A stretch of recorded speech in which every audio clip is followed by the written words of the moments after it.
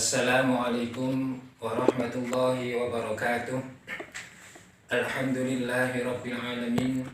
Wassalatu wassalamu ala asrafil anbiya'i wal mursalin wa ala alihi wa ashabihi ajma'in.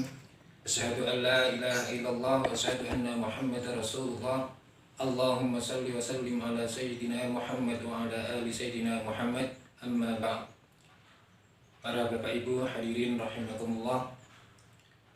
Yang pertama, mari kita panjatkan puja dan puji syukur kehadirat Allah Subhanahu wa taala yang telah memberikan kepada kita semuanya kesehatan, umur yang panjang sehingga kita dapat melaksanakan ibadah puasa Ramadan tahun ini.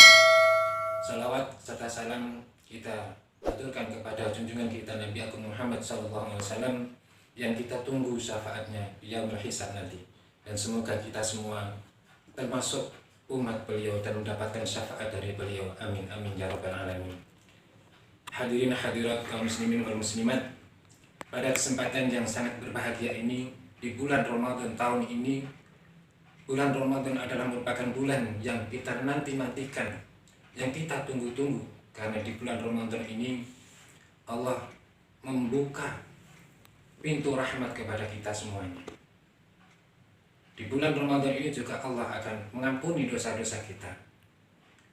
Para hadirin hadirat yang dimuliakan oleh Allah, pada kesempatan yang sangat berbahagia ini, Al-Fakir mau mencoba sedikit memberikan sebuah kisah yang sangat menarik yang bisa kita ambil manfaatnya, bisa kita ambil hikmahnya, yaitu kisah dari seorang sahabat yang bernama Abu Sa'labah. Pada masa Rasulullah SAW masih hidup, ada seorang sahabat yang masa hidupnya sangat memperhatikan sekali dari segi kehidupan perekonomiannya yang serba kekurangan. Tetapi sahabat ini, Abu Sa'labah ini, pada masa itu sangat terkenal.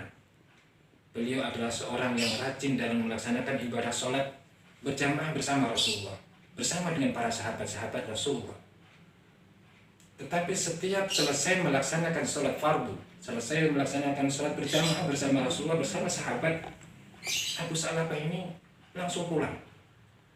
Setiap sholat selesai langsung pulang, setiap selesai sholat langsung pulang.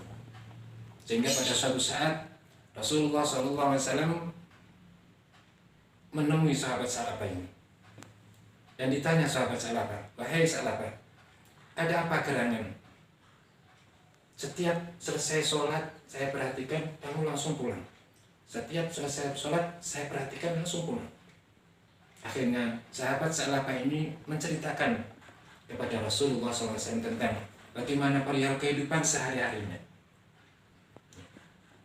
Kenapa sahabat Sa'labah ini setiap selesai menjalankan sholat bersama Rasulullah, berjamaah bersama para sahabat langsung pulang? Setelah ditanya, sahabat menjelaskan bahwa di rumah ada istrinya yang selalu setia menunggu untuk berganti pakaian, digunakan untuk sholat kembali istrinya. Sehingga apabila istrinya ini belum datang, maka suaminya ini belum datang, maka si istri ini belum bisa melaksanakan sholat. Kenapa? Karena harus bergantian pakaian. Pakaian yang digunakan oleh Sa'labah ini harus diberikan kepada istrinya untuk bisa melaksanakan sholat.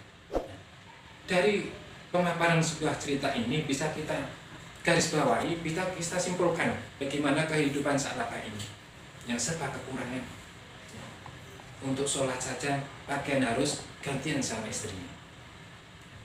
Karena ketekunan dan kerajinan beribadahnya ini, pada suatu saat, pada suatu hari, Sa'labah ini berkeinginan bertemu dengan Rasulullah untuk supaya didoakan oleh Rasulullah agar menjadi orang yang serba berkecukupan dalam kehidupannya. Akan tetapi Rasulullah saat dimintai oleh Sa'labah untuk didoakan, beliau malah menjawab, "Wahai Sa'labah, syukurilah kehidupan yang sedang kamu jalani ini. Nanti saya khawatir kalau saya mendoakan, nanti kamu diijabahi, mendapat kemewahan dalam kehidupanmu, bergelimang harta. Saya takut nanti kamu akan mengingkari janji, akan lupa daratan." Terus akhirnya mendesak dan merayu bagaimana supaya Rasulullah ini mau mendoakan. Dan akhirnya pun Rasulullah terpaksa memberikan doanya, memintakan kepada Allah, berdoa kepada Allah agar Sa'labah ini diberikan kemewahan harta. Dengan sambil memberikan 2 ekor kambing kepada Sa'labah untuk sebagai sarana modal supaya menjadi orang yang serba kecukupan. Akhirnya perjalanan hari dari hari ke hari, dari minggu ke minggu, dari bulan ke bulan, akhirnya peternakan Sa'labah dari 2 ekor kambing yang diberikan oleh Rasulullah ini berkembang pesat sekali, sehingga terpaksa Sa'labah ini harus mencari tempat yang lebih luas lagi, sehingga Sa'labah ini harus terpaksa keluar dari Madinah. Akhirnya menjauh dari Madinah karena apa? Peternakan yang sukses, sehingga menjadi orang yang bergelimang harta.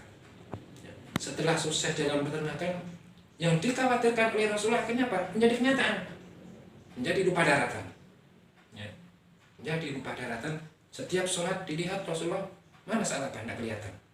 Setiap datang waktu sholat ditanyakan Sa'labah, di mana Sa'labah? Tidak ada yang bisa menjawab.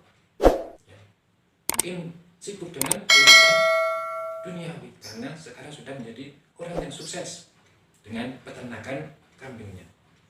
Pada suatu saat akhirnya Allah menurunkan perintah zakat,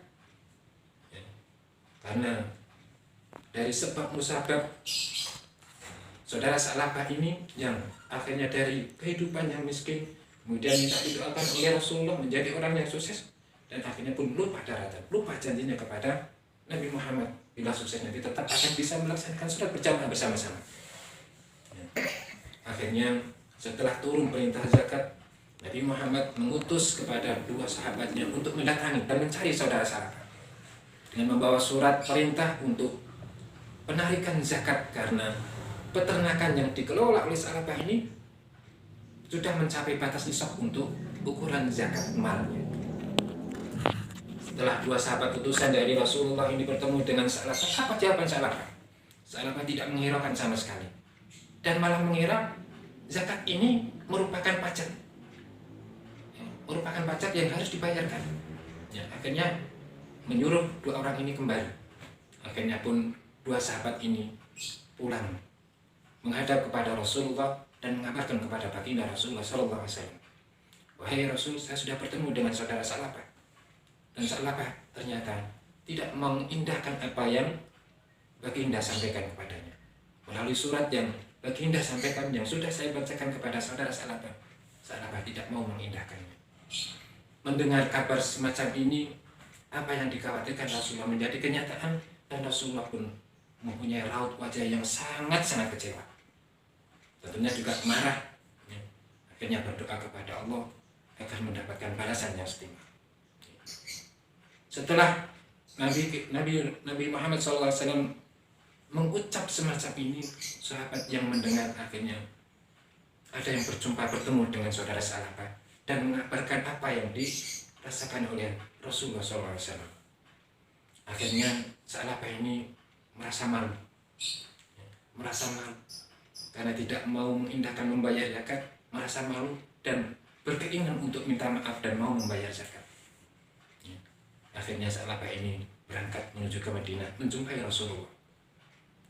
Namun alhasil apa yang dijawab oleh Rasulullah?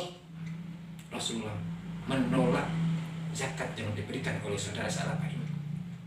Menolak. Karena apa yang dulu disampaikan oleh Nabi Muhammad, kalau nanti didoakan menjadi orang kaya, kamu nanti akan lupa daratan. Akhirnya pun menjadi kenyataan. Janji yang diucapkan akhirnya pun diingkari. Karena kecerobohannya Sa'labah ini, karena lupa daratannya ini, sampai Allah menurunkan perintah zakat dan Sa'labah tidak mau mengindahkan. Dengan kemarahan Nabi Muhammad, sampai akhirnya Nabi Muhammad pun juga dalam perjalanan waktunya sampai meninggal, Sa'labah pun belum bisa memberikan zakatnya.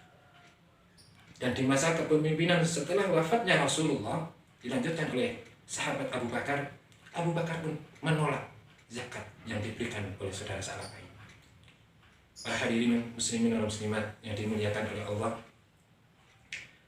seiring dengan perjalanan waktu, akhirnya Sa'labah pun meninggal dunia dengan membawa predikat sebagai seorang yang mendapatkan laknat dari Allah karena keingkaran tidak membayar zakat ini tadi. Dari seorang yang berawal dari seorang yang muslim taat, sholat berjamaah lima waktu bersama Rasulullah, bersama para sahabatnya, setelah menjadi orang yang kaya sukses, akhirnya lupa dengan kewajibannya. Inilah yang menjadikan murka Nabi Muhammad. Otomatis Allah pun juga memberikan laknat dan kemurkaannya kepada saudara Sa'labah ini. Na'udzubillahi min dzalik. Ya. Semoga kita bisa mengambil manfaat atau hikmah dari pelajaran tentang kisah Sa'labah ini. Kurang lebihnya saya mohon maaf. Bila taufiq wal hidayah. Assalamualaikum warahmatullahi wabarakatuh.